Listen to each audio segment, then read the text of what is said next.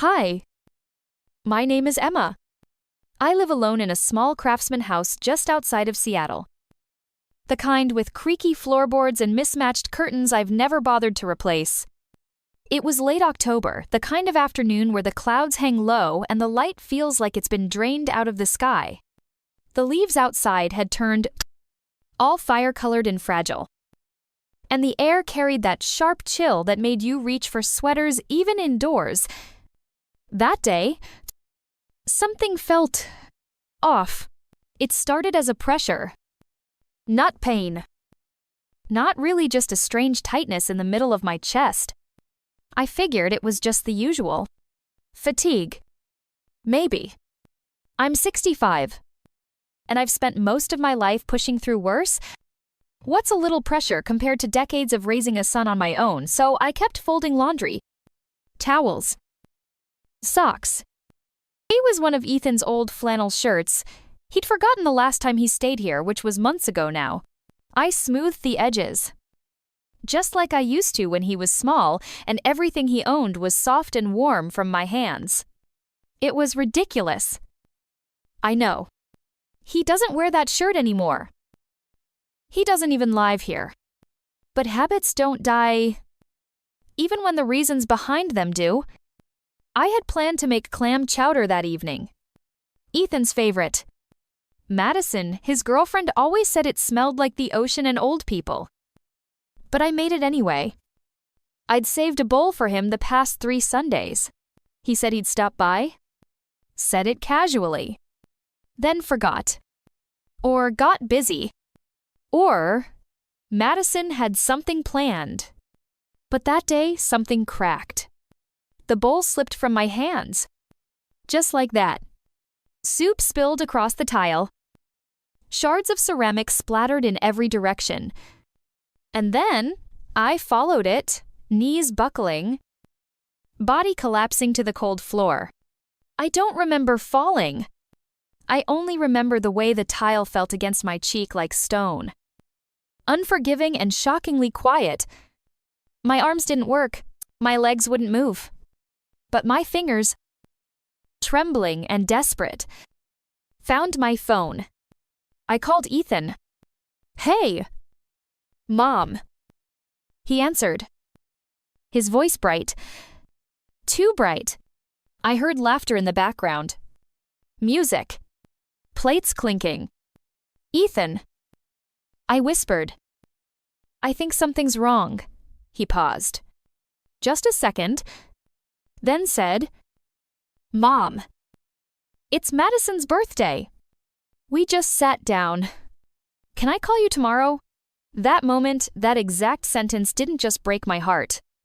It ended something. Because in that instant, I realized I wasn't his emergency. I wasn't even his priority. I lay there, phone still in my hand, staring at nothing. He hung up. Ethan hung up. He didn't ask where I was. He didn't ask if I was alone. He didn't even ask if I needed help. He just disconnected. Like I was a minor interruption. Like I was a glitch in his celebration. Not a crisis.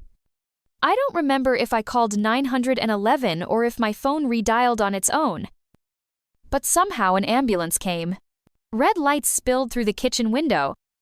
Strangers lifted me off the cold tile, strapped me to a stretcher, and asked questions.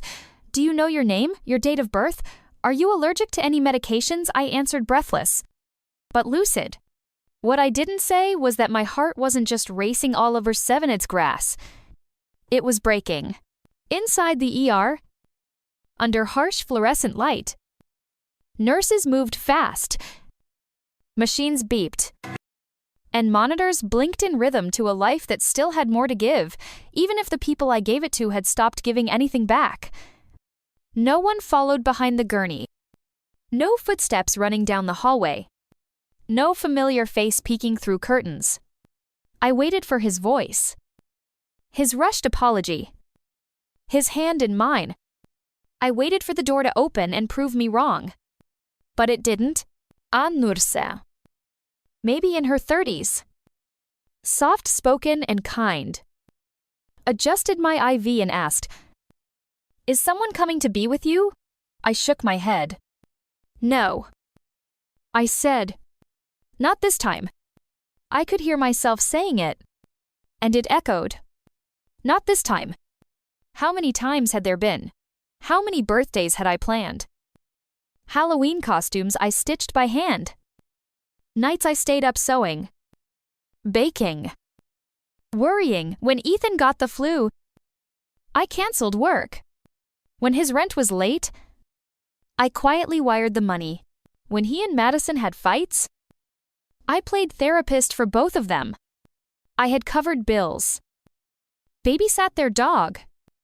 Even defended her when she lost her job. I didn't do it for recognition. I never expected a medal. But somewhere deep down, I thought maybe, just maybe, when it mattered most, he'd show up. Instead, he picked dinner. He picked candles and cake and laughter in a noisy restaurant over the woman who carried him into this world. Resentment doesn't always arrive loud. Sometimes, it tiptoes in. Disguised as a memory. I remembered Ethan's first heartbreak. I held him while he cried. I didn't say I'm busy. I didn't say, call someone else. I didn't hang up. But he did. And now, lying under a thin hospital blanket with machines humming beside me, the silence was louder than any pain. No messages. No calls. Knew I'm coming. Mom, just me. And the unmistakable ache of being forgotten not suddenly, but slowly. And for a long time. The hours dragged. Every time footsteps passed my room, I looked toward the door, hoping then I'd remember he wasn't coming. He had made that choice. With a single sentence. He'd drawn a line. "Can I call you tomorrow?" As if my crisis could be penciled into his schedule like an errand. The machines beeped steadily beside me. A quiet choir of survival? My body was stabilizing. But my soul wasn't. The nurse returned during the night to check my vitals. She smiled gently. Her voice soft. "Is there anything I can do for you?" "Sweetheart," I wanted to ask her to sit. Just for a minute. Just so I wouldn't feel like a ghost in a room full of equipment. But instead, I said, "No. Thank you," and turned my head toward the wall. Even kindness felt sharp now, a reminder of what I wasn't getting from the one person I wanted it from most. I stared at the dry erase board across from my bed. My name. The date. A little smiley face drawn in green marker. Probably by a nurse trying to brighten someone's day. But all I could think about was how I used to believe Ethan meant well. When he forgot birthdays. When he didn't call for weeks. When he left family dinners early or showed up late with excuses. He means well. I used to tell myself, but there's a point where meaning well doesn't mean anything. I started counting things. It helped distract me. I counted every missed visit. Every time, he said, "We've just been so busy." Every time he called only when something went wrong when they needed a loan. Asitter. A favor. The time he didn't tell me they'd moved apartments I found out from a neighbor. The time Madison made a snide comment about the casserole I brought, and he laughed instead of defending me. The time they asked me to dog sit during their trip to Napa, and when I said I had a doctor's appointment, he said, "Can't you reschedule? It's just a checkup." Right, so many small moments. Tiny cuts I had ignored. And now, one deep wound splitting everything open. When morning came, the sun didn't feel warm. It just exposed everything more clearly. No Ethan. No flowers. No sorry. No text. Just the knowledge that if I had died that night on the kitchen floor, he wouldn't have even known until the next day. Or maybe later. That realization didn't make me cry. I thought it would, but it didn't. It just hardened something inside me, not out of spite, but out of clarity. I had given everything, and in return, I had become invisible. And now, for the first time in decades, I was starting to see myself again not as Ethan's mother. Just Emma. The cardiologist came in just after TTDB. Clipboard in hand.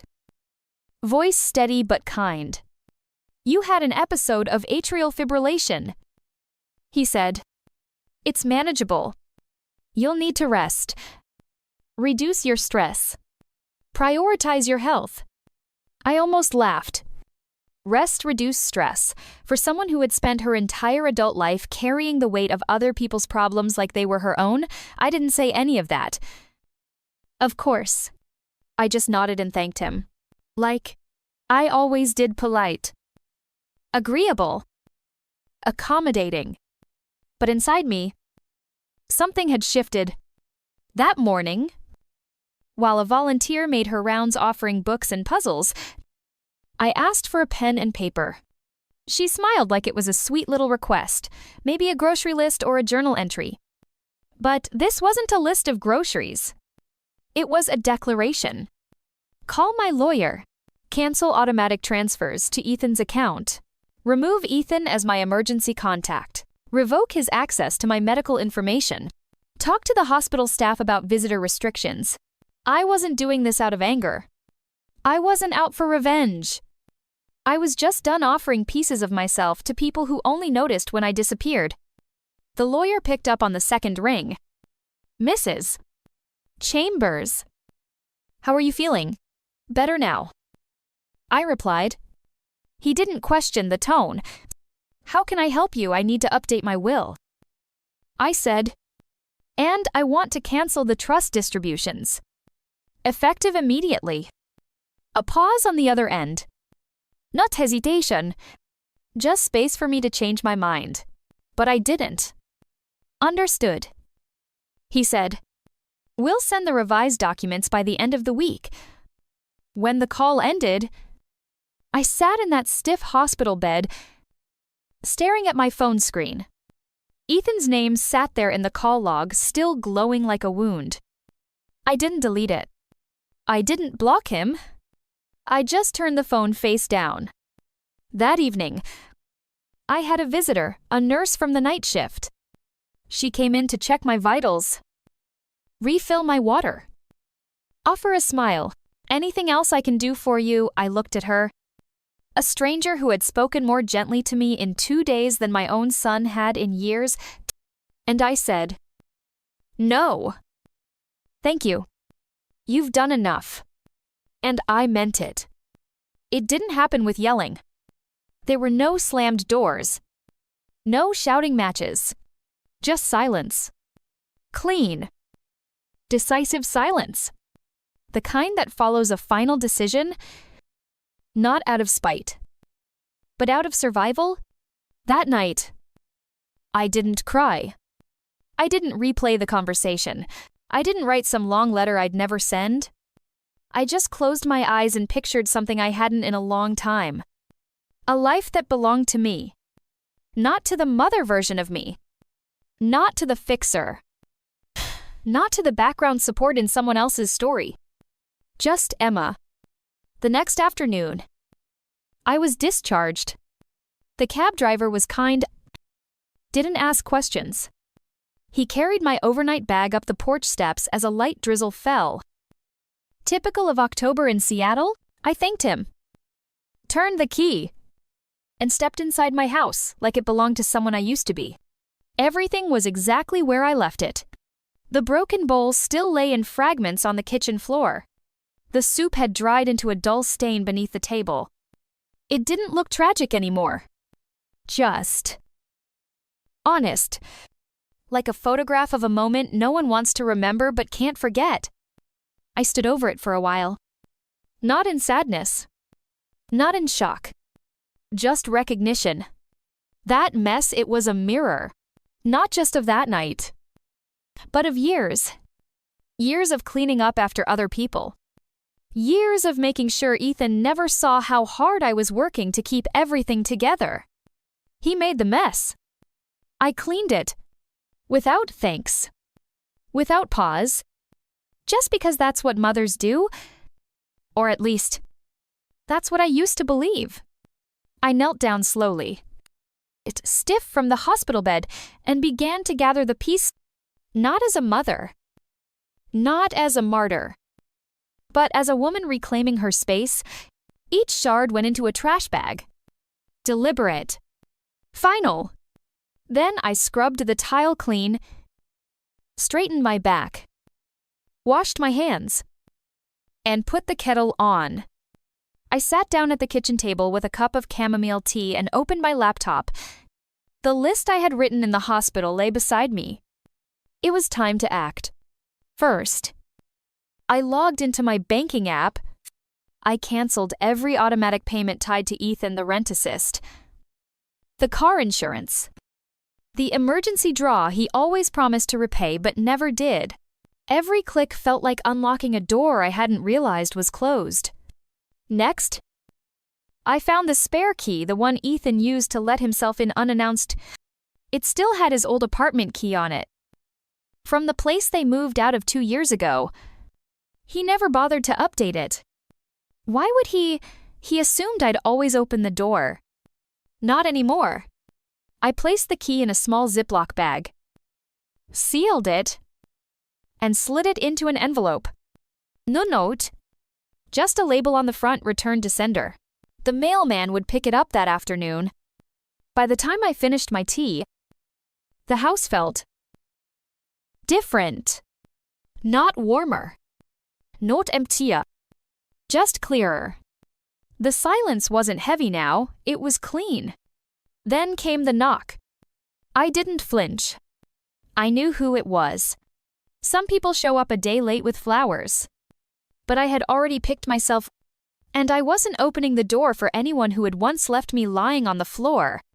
I opened the door just enough to see him. Ethan stood there, holding a bouquet of white hydrangeas, my favorite. Or so he remembered. His smile was wide, but it didn't reach his eyes. It was the kind of smile you practice in the mirror before a job interview or an awkward reunion. Not the kind meant for a mother who almost died on the kitchen floor. "Mom?" he said, too cheerfully. I came as soon as I could. Madison threw a surprise dinner. And you know how it is, I couldn't just leave. He waited for me to nod. To say, "It's okay." Like I always did. But I didn't. "I brought these," he said, holding out the flowers. "You love hydrangeas." I didn't reach for them. His smile flickered. "You look okay," he added, his tone shifting. "Better." I was worried. "Why didn't you text me?" I almost laughed. I wanted to say, "Because you told me to call 911. Because you hung up while I was on the floor. Because you made it clear I wasn't your emergency. Instead, I said, "I'm not taking visitors today." He blinked. "What, Mom?" "I came all the way over here." "I didn't ask you to." I replied calmly. His face tightened. "You're being dramatic." There it was, the word he always used when I expressed a need. Dramatic. When I asked him to visit more often. Dramatic. When I said Madison's comment hurt. Dramatic. "No," I said quietly. "I'm being clear." He stepped back. "So you're shutting me out now?" I nodded. "For now. Until I believe I matter more than your convenience." He opened his mouth, then closed it. He looked like a boy again. Confused when the rules changed.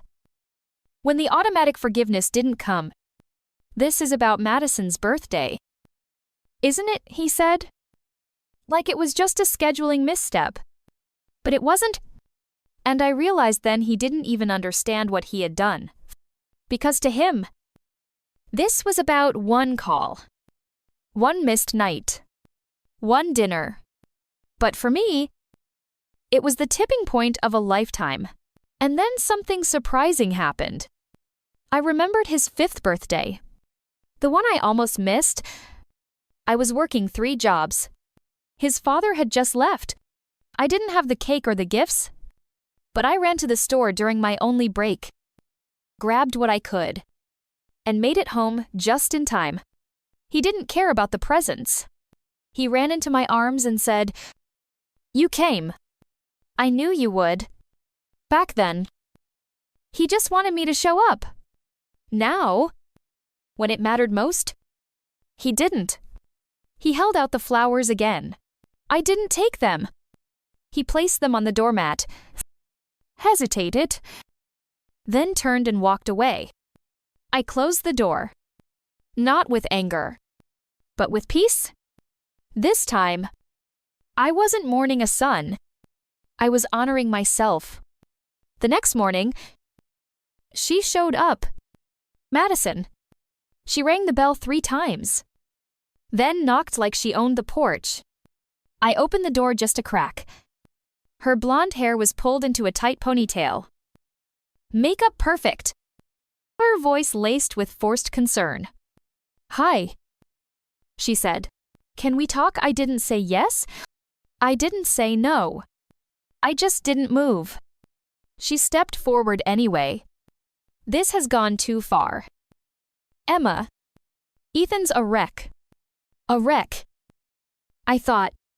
I remembered lying in a hospital bed alone. Remembered calling for help and hearing plates clinking. Laughter. And then silence. He didn't understand how serious it was. She continued. I still didn't speak. She crossed her arms, her tone sharpening. "Look, families fight. You don't cut people off over one bad moment. One bad moment." I repeated in my head. Like all those times I made dinner and they canceled last minute. Like the time she rolled her eyes when I brought over a handmade blanket for their baby shower and whispered to Ethan, "We'll swap it out for something more modern." Like the Thanksgiving where I sat at the corner of the table and barely spoke because Madison told me her family wasn't used to big personalities, and Ethan had just smiled. Soft and guilty.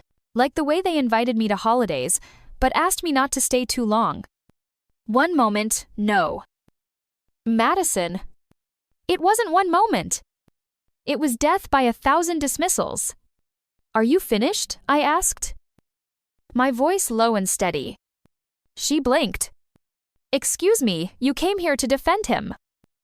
Not to hear me. And I've done enough listening. She tried to say something else, but I gently closed the door. No slamming. No yelling. Just a soft click. And silence. But this time, it was mine. That afternoon, the calls started again. Voicemails from Ethan. Then Madison.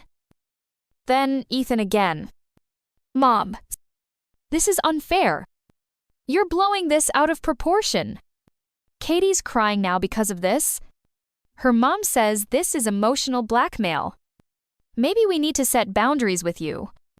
They used that word like a weapon. Boundaries. After years of me having none. The next morning, a voicemail from Madison arrived long, sharp, and furious. "You've humiliated Ethan. He's been anxious for days. We've always supported you. And this is how you repay us." She kept going. Voice rising. "You're punishing us. You're making us look bad. The neighbors are asking questions. I don't care how sick you were. This isn't how families treat each other." That was the moment I deleted her number. And I didn't feel guilt. I felt breath. Like I'd finally exhaled something I'd been holding for too many years. Their words weren't invitations to reconnect. They were attempts to pull me back into a role I had finally stepped out of the giver. The fixer. The quiet one who never asked for more than crumbs. But I wasn't hungry anymore. I was full, with my own voice. And I was just getting started. On the 5th day, their messages shifted. What started as guilt had curdled into anger. If you keep this up, don't expect us to come around anymore.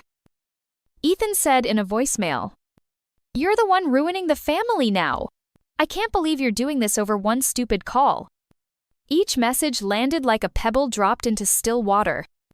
Not because it hurt, but because of how familiar it sounded, like a melody I'd heard for years. Guilt, minimization, blame, everything. Except the one thing I had waited for: "I'm sorry I didn't come." Not once. Not even close. Then came the email. Subject line: urgent family matter. It was from Ethan. Formal. Distant. Like he was writing to a client, not his mother. He said they didn't understand why I was acting this way. That Madison was hurt. That he wasn't himself at work. That the neighbors were starting to notice something was wrong.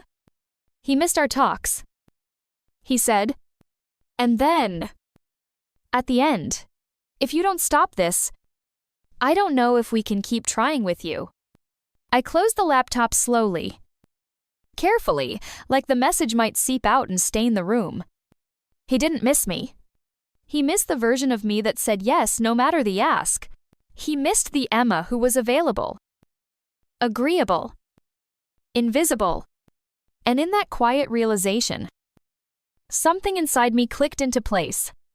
This wasn't about a bad week. This wasn't about one dinner or one birthday.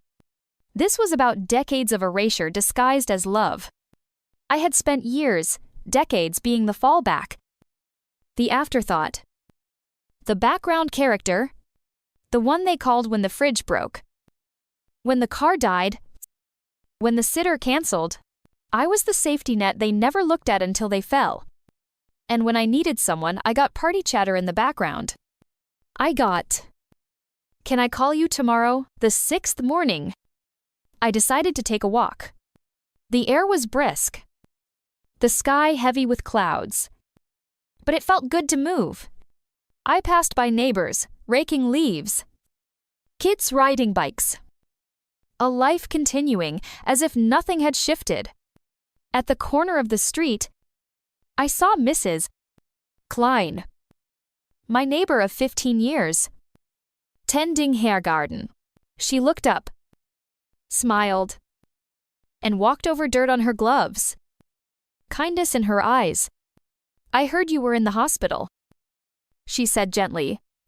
"How are you feeling? Better now?" I answered honestly. She touched my arm. "You know, you're one of the kindest people on this street. Everyone says so." I didn't know what to say. Then she added, "Some people don't deserve your loyalty. It's okay to walk away."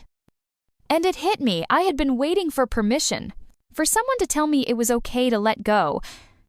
But I didn't need it anymore. I had already chosen myself. And for the first time in my life, I wasn't apologizing for it. That evening, I listened to one final voicemail. Ethan's voice sounded softer, worn down, like he was trying to be gentle, but still couldn't quite cross the bridge to real accountability. "I miss you, Mom," he said. "But if you keep shutting us out, I don't know what else I can do." There it was again. What he could do, not what he should have done. I deleted the message. Then I deleted all the others. I didn't replay them. I didn't archive them. I let them go. Not because I wasn't hurt, but because I didn't want to keep rehearsing pain that had already been performed. I sat in my living room, wrapped my hands around a cup of tea, and let the quiet wrap around me like a blanket I had stitched myself. Not silence from them. Silence for me. The next day, I changed the locks. Not out of fear, out of intention. I didn't want anyone walking into my life or my home out of habit. This space, these walls, This door. It had all been treated like a convenience for far too long. People used to come and go without asking. They assumed the guest room would always be clean. The fridge stocked? The couch available. I made it easy for them. Too easy. The locksmith was quick and kind. When he handed me the new set of keys, I stood at the threshold for a moment, feeling the weight of them in my palm heavier than the old ones. Or maybe just more mine. Later that afternoon, I found a shoebox in the hallway closet filled with extra keys I had given out over the years. To Ethan. To Madison. To their friends. To the dog walker they once insisted I let in.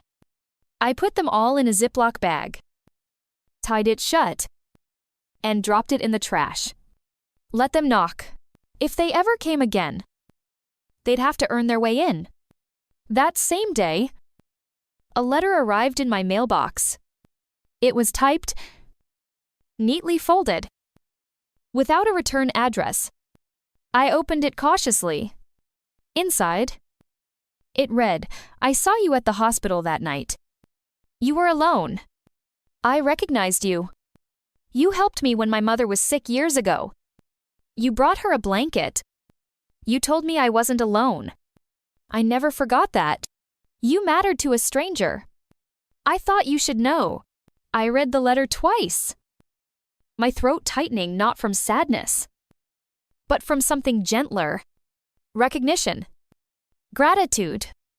Sometimes, the people we pour ourselves into aren't the ones who see us.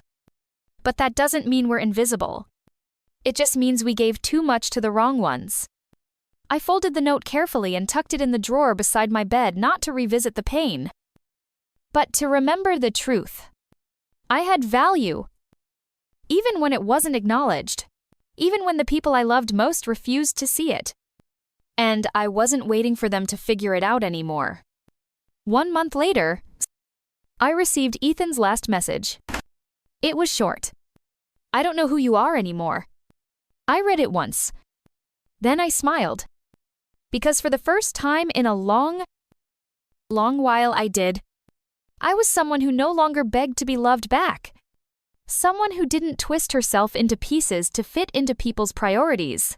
Someone who stopped waiting at doors that only ever opened when it was convenient for others. That evening, I made one final change. I walked into the spare bedroom, the one I always kept guest ready. In case Ethan and Madison dropped by, fresh sheets, extra towels, soft light, a place for them to land whenever it suited them. I stood in the doorway for a long time. Then I opened the window. Let the air move through the room like it belonged there. I pulled down the blackout curtains Madison once said were too depressing and replaced them with sheer white panels that danced in the breeze. I boxed up everything that wasn't mine: photos, gifts, old keepsakes they never cared to collect. I didn't throw them away. I just moved them out of sight. I hung a painting I once hid because Madison thought it clashed with their aesthetic. I placed a small plant on the windowsill. I laid out notebooks, colored pens, and a warm knit blanket I had made for myself, the kind no one could mock or swap. That room became my writing room, my breathing room, my space. Later that week, the hospital called to confirm my follow-up. The nurse asked kindly, "Should we keep your son listed as your emergency contact?" I paused, then said, "No. Please remove him." Another pause. Then gently, "Would you like to add someone else?" "Yes," I replied. "Me?" I hung up the phone and exhaled. The air around me finally still. It was strange. The peace that followed. Not fireworks. Not triumph. Just clarity. Clean and quiet. I brewed myself a cup of tea, sat by the living room window, and watched the rain fall over the maple tree in the yard. The house didn't feel empty. It felt honest. I wasn't waiting for an apology anymore. I wasn't waiting for him to understand. I wasn't waiting. Period. A few days later, I received a card in the mail. No signature. Just a handwritten note. Some people only love what you do for them. The bravest thing you ever did was stop. I placed it next to the other letter in my drawer. I didn't need a shrine of sorrow. Just reminders of truth. And the truth was this: I am Emma. Not just a mother. Not a fallback plan. Not a guilt receptacle. Not a placeholder. I am someone worth showing up for. And if they couldn't do that, I finally could. For myself. And that, at last, was enough.